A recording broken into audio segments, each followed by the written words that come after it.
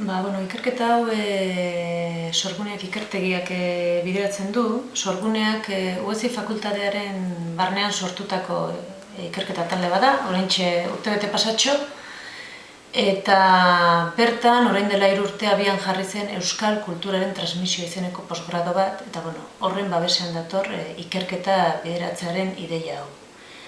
Gure kezka nagusia da Euskal Kultura momentu honetan behar bada gizarte aldaketak eta globalizazio garai honetan momentu kritiko batean dagoela eta behar dula pentsamendu berri bat eta behar dula gogoeta bat eta behar dula ikerketa. Ikerketa gogo honen barnean momentu honetan 2 lan ditugu eskuartean, biak Gipuzkoako Foru Aldundiaren babesa dute, bata da euskarazko kulturaren diagnosia Gipuzkoan, eta bestea da aurrera begirako bisio gaurkotu bat kultur politiken ingurukoa.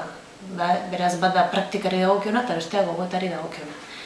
Praktikaren ikerketa honetan, Gipuzkoako diagnosia edo kultur bizitzaren diagnosia dela eta plano diferentetan ikertu dugu eskualdea, Gipuzkoa mailan, herri mailan, eskualde batzuen mailan eta esperientzien mailan. Orduan aukeratu ditugu ospasio esperientzia eta tartean uztarria. Zergatik uztarria? Gure asmoa izan da praktika onak edo ontzat jo ditzazkegunak, eredugarriak edo halako lezio bat eman dezaketenak ikertzea. Zergatik funtzionatu duten, nola antolatu dien, nondi datozen eta ze helbururekin eta ze funtsekin egituratu, antolatu eta emaitzak eman dituzten.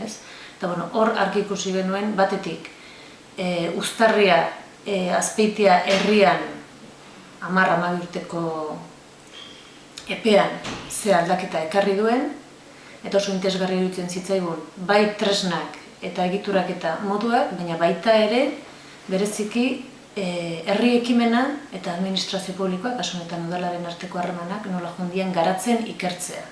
Hain zuzen ere, euskal kultura ulertzen badugu edo nola esplikatu euskal kulturaren historia azken 30 urtetan edo 40 urtetan izan da herri ekimen bat egon delako eta gerora administrazio bat egon delako eta uztartu izan dien heinean ondo funtzionatu du eta egin dute aurrera gauzak. Eta hori da gure helburua.